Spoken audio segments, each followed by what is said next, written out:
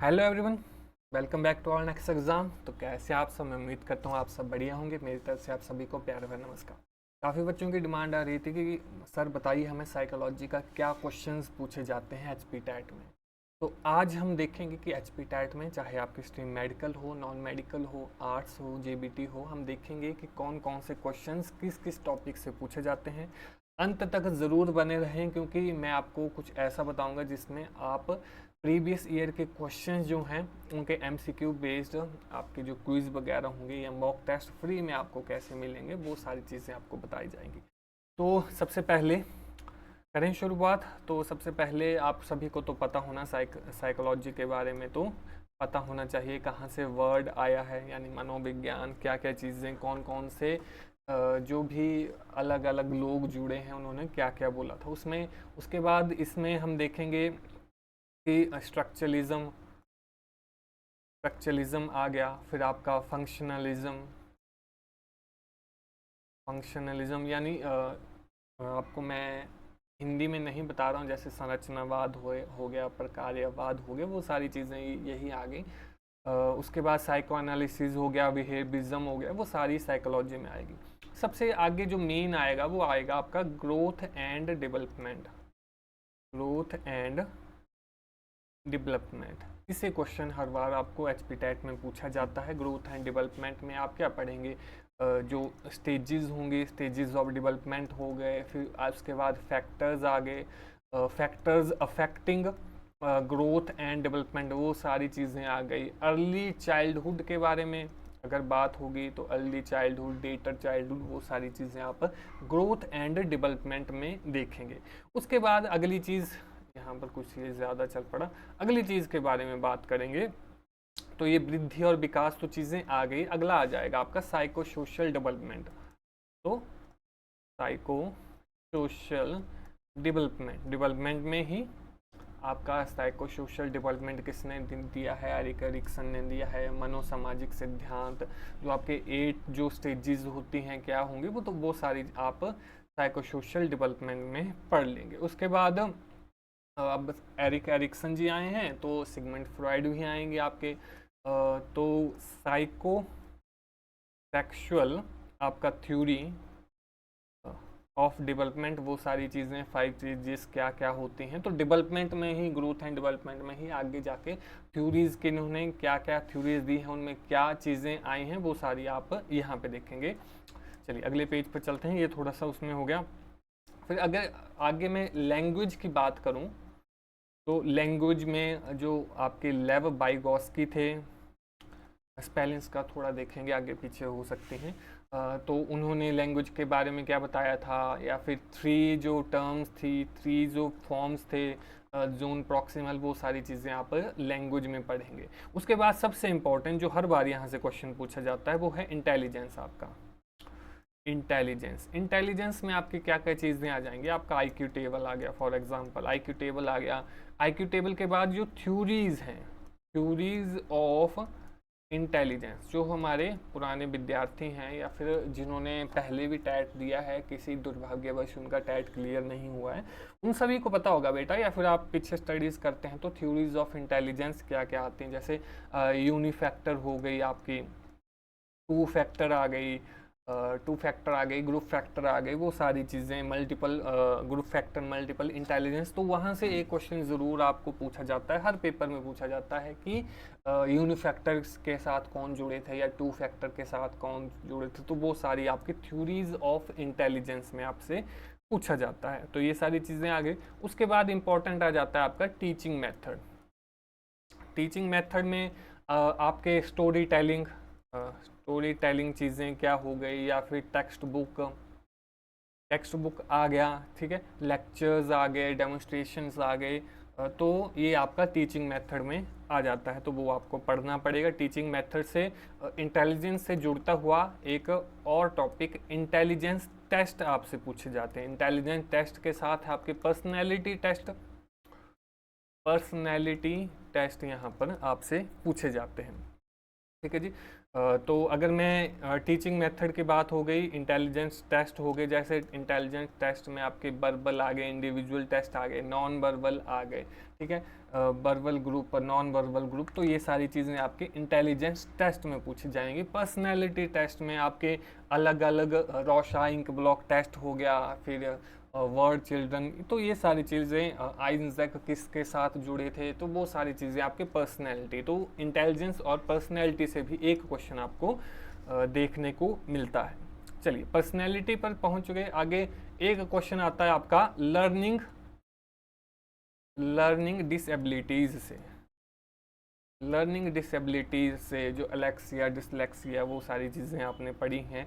Learning disabilities बोल लो, disorder बोल लो, तो उनको आपसे पूछा जाएगा कि कोई भी एक डिसऑर्डर का नाम दे दिया जाएगा, आपको पूछा होगा कि इस बच्चे को कौन सा डिसऑर्डर है, पढ़ने में तकलीफ़ है या फिर कुछ रिमेंबर करने में तो वो सारी चीज़ें आपके लर्निंग डिसेबिलिटीज़ में आ जाएगी। उसके बाद थोड़ी सी थ्योरीज़ के बारे में अगर बात कर लें, अगर थ्योरीज़ के बारे में बात कर लें तो जैसे क्लासिकल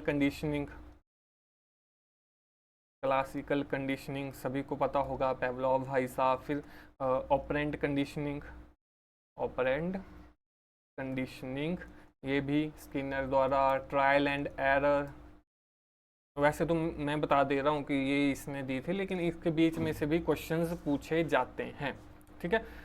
मॉरल डेवलपमेंट से आपका कोहलबर्ग मॉरल डेवलपमेंट, ये आपके कितने लेवल्स हैं उसमें, ठीक है जी, कितने स्टेजेस हैं वो आपसे इसमें पूछे जाते हैं। आगे चलें तो हायरार्की ऑफ लर्निंग, फिर से मैं कहता हूँ स्पेलिंग्स आगे पीछे हो सकती हैं। गाग्नेज हायरार्की ऑफ लर्निंग, वो एक टॉपिक आता है, वहाँ से क्वेश्चन आपसे पूछा जाता है। उसके बाद टाइप्स ऑफ पर्सनैलिटी के टेस्ट हमने कर लिए, टाइप्स ऑफ पर्सनैलिटी बच जाता है। टाइप्स ऑफ पर्सनैलिटी, जिसमें जो आपके हिपोक्रेट्स हैं या फिर युंग हैं, कुछ भी पढ़ते हैं, शेल्डन जी हैं, ठीक है, तो उन्होंने क्या क्या चीज़ें बताई थी, तो इससे जुड़कर आपको पर्सनैलिटी के बारे में बताया जाएगा। आगे चलें तो उसके बाद टाइप्स थ्योरी आ जाती हैं। टाइप थ्योरी आ जाती है, जैसे कि आपकी ट्रेड थ्योरी हो गई, एल्पर्ट ने कौन सी थ्योरी दी थी, टाइप ट्रेड थ्योरी हो गई, बिग 5 फैक्टर्स हो गए, ठीक है, किसने दिए थे, कोस्टा ने दिए थे, तो वो सारी चीज़ें आपकी इसमें आ जाती हैं। उसके बाद आपकी कर्ट लुइन थ्योरी, वो पूछी जाती है, या फिर आपका एक इम्पॉर्टेंट टॉपिक बच गया, कौन सा, अगर मैंने पीछे कंसिडर नहीं किया होगा, तो वो हेरिडिटी, हाँ जी, हेरिडिटी एंड एनवायरनमेंट, वहाँ से क्वेश्चन पूछा जाता है। जो आपके जायगोट वगैरह थोड़ा सा बायो का टॉपिक है, तो हेरिडिटी एंड एनवायरनमेंट इसमें आ जाता है, उनका क्या प्रभाव पड़ता है बच्चे पर। उसके बाद अगर मैं बात करूँ तो इंसाइट लर्निंग थ्योरी पंडूरा जी ने दी थी, तो इंसाइट लर्निंग थ्योरी के बारे में कर्ट लुइन थ्योरी बता दी मैंने आपको। फिर आपका एक और बच जाता है, कौन सी बची वो, थ्योरी ऑफ नीड्स, हाँ जी, मॉस्लो थ्योरी ऑफ नीड्स। इसमें अलग अलग हम 4-5 चीज़ें पढ़ते हैं, कौन सी थ्योरीज किस में आएगी। फिर आपके क्वेश्चंस NEP से आपसे क्वेश्चन पूछे जाते हैं, तो वो सारी चीज़ें आपकी साइकोलॉजी में, तो मैक्सिमम क्वेश्चन आपके यहाँ से पूछे जाते हैं। आपको अब आइडिया सा लग गया होगा कि कहाँ से क्वेश्चंस आएंगे। अब मेन आपका ये है कि अब तैयारी कैसे करें।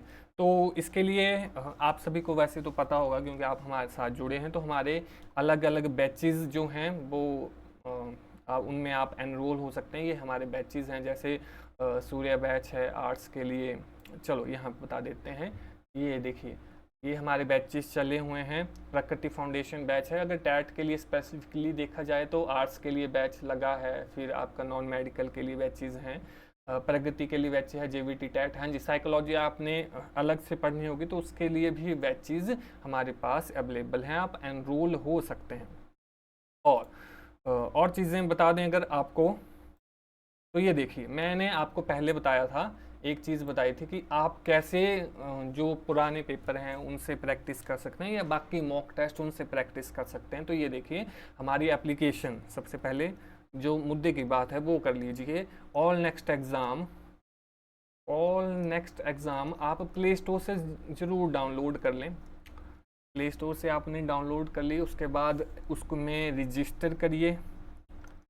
रजिस्टर करिए और उसके बाद लॉगिन करिए। मैं नहीं कह रहा हूँ कि आपको परचेज़ करना पड़ेगा, वो आप पर डिपेंड करता है। आपको ज़्यादा ज़रूरत है कि गाइडेंस की, तो आप हमारा बैच ले सकते हैं। अगर जिन्होंने बैच नहीं लेना है तो वो हमारे मॉक्स लगा सकते हैं, फ्री में मॉक्स वहाँ पर अवेलेबल हैं।